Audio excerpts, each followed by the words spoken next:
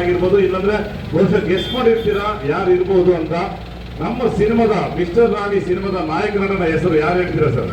ಒಂದು ಸೀರಿಯಲ್ ಮುಖಾಂತರ ಇಡೀ ಕನ್ನಡಿಗರ ತುಂಬಾನೇ ಜಯಂತ್ ಅವರ.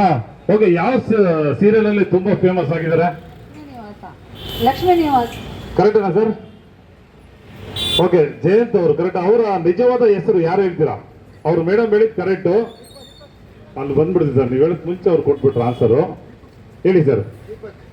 ಓಕೆ, ಅವ್ರದ ಒಂದು ಲಕ್ಷ್ಮೀ ನಿವಾಸ ಏನು ಸೀರಿಯಲ್ ಇದೆಯಲ್ವಾ, ಎಲ್ಲ ಕರ್ನಾಟಕರು ನೋಡಿರೋ ತುಂಬಾ ಇಷ್ಟಪಟ್ಟಿದ್ದಾರೆ. ಅವರ ಪಾತ್ರ, ಆ ಒಂದು ಪಾತ್ರದಲ್ಲಿ ನಿಮಗೆ ಹೇಗೆ ಅನ್ನಿಸ್ತು?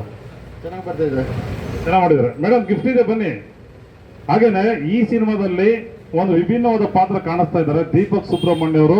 ಸೊ ಈ ಪಾತ್ರದ ಏನಾದ್ರು ಏನಕ್ಕೆ ಮಾಡಿರ್ಬೋದು ಅಂತ ಯಾರಿಗಾದ್ರೂ ಅನ್ಸಿದ್ಯಾ? ಯಾರು ಹೇಳ್ತೀರಾ? ಕರೆಕ್ಟ್ ಆನ್ಸರ್ ಹೇಳಿದ್ರೆ ಒಂದು ಪೋಸ್ಟರ್ ನೋಡಿದ್ರೆ ಬಹುಶಃ ನಿಮ್ಗೆ ಒಂಚೂರು ಏನಾದ್ರು ಕ್ಲೂ ಸಿಗ್ಬೋದು. ಇಲ್ಲಂತಂದ್ರೆ ನಮ್ಮೊಂದು ಸಿನಿಮಾದ ಕಂಟೆಂಟ್ ಪ್ಲೇ ಮಾಡ್ತೀನಿ, ನೋಡ್ಕೊಂಡ್ಬಿಟ್ಟು ಯಾರು ಕರೆಕ್ಟ್ ಆನ್ಸರ್ ಮಾಡ್ತಿರೋ ಅವ್ರಿಗೆ ಅವ್ರಿಗೂ ಸರ್ ಒಂದು ಟಿ ಶರ್ಟ್ಸ್ ಇರುತ್ತೆ. ನಿಮ್ಮ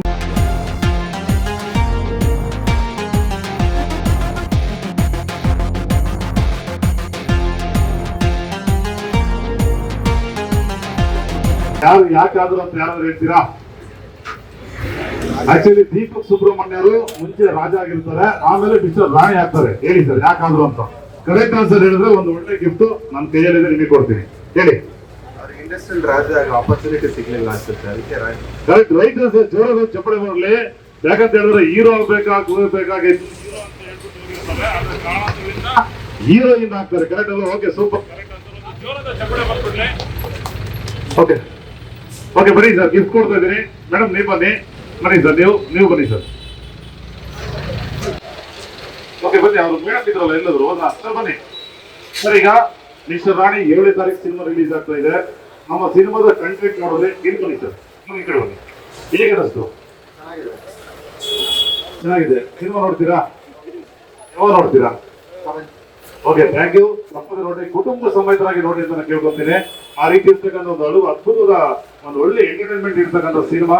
ಈಗ ಮಿಸ್ಟರ್ ರಾಣಿ ಸಿನಿಮಾ ತಂಡದಲ್ಲಿ ನಿಮ್ಗೆ ಒಂದು ಗಿಫ್ಟ್ ಸಿಗ್ತಾ ಇದೆ. ರಾಣಿ ಸಿನಿಮಾ ತಂಡಕ್ಕೆ ಏನ್ ಹೇಳ್ತೀರಾ? ಫಸ್ಟ್ ಆನ್ಸರ್ ತುಂಬಾ ಜೋರ ಸ್ಟ್ರಾಂಗ್ ಆಗಿ ಹೇಳ್ಬಿಟ್ರು.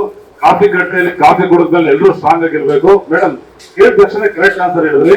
ಸೊ ರೆಗ್ಯುಲರ್ ಆ ಸೀರಿಯಲ್ ನೋಡ್ತಿದ್ದೀರಾ? ಹೇಗೆ ಆ ಸೀರಿಯಲ್ ಅವರ ಪಾತ್ರದ ಬಗ್ಗೆ ಹೇಳ್ತೀರಾ? ಒಳ್ಳೆ ಪಾತ್ರ. ಒಂದೊಂದ್ಸಲ ಚೆನ್ನಾಗಿಲ್ಲ ಅಂತಂದ್ರೆ ಯಾವ ತರ ಜನ ಇರ್ತಾರೆ ಅನ್ನೋದನ್ನ ಆ ಪಾತ್ರ ತೋರಿಸಿದ್ರಲ್ವಾ?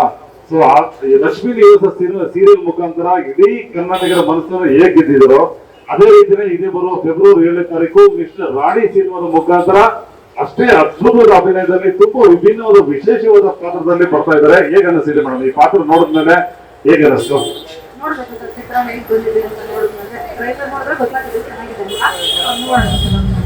Okay, thank you madam. ತಪ್ಪು ನೋಡಿ, ಕುಟುಂಬ ಸಮೇತರಾಗಿ ನೋಡಿ ಅಂತ ಹೇಳ್ತೀನಿ. Thank you. ಬನ್ನಿ ಸರ್. ಅದ್ಭುತವಾದ ಆನ್ಸರ್ ಹೇಳಿದ್ರು. ಹೇಗೆ ಅನಿಸ್ತು ನಿಮಗೆ? ನೀವೇನಾದ್ರು ಇಂಡಸ್ಟ್ರಿಯಲ್ಲಿ ಈ ತರ ಪ್ರಯತ್ನ ಏನಾದ್ರು ಮಾಡಿದ್ರಾ?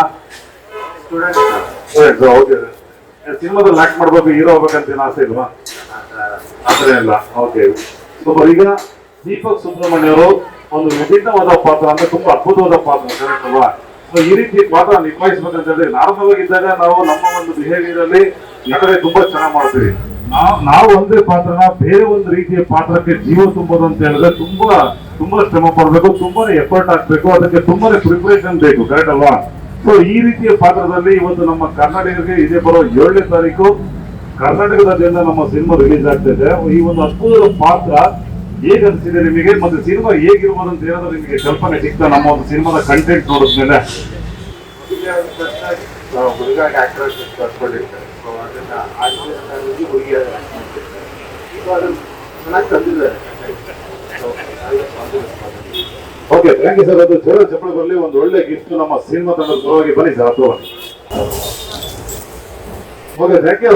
ಕಾಫಿ ಕಡೆಗೆ ಬಂದಿರತಕ್ಕಂಥ ಎಲ್ಲ ಕನ್ನಡಿಗರಿಗೆ ಕಾಫಿ ಕುಡಿರಿ.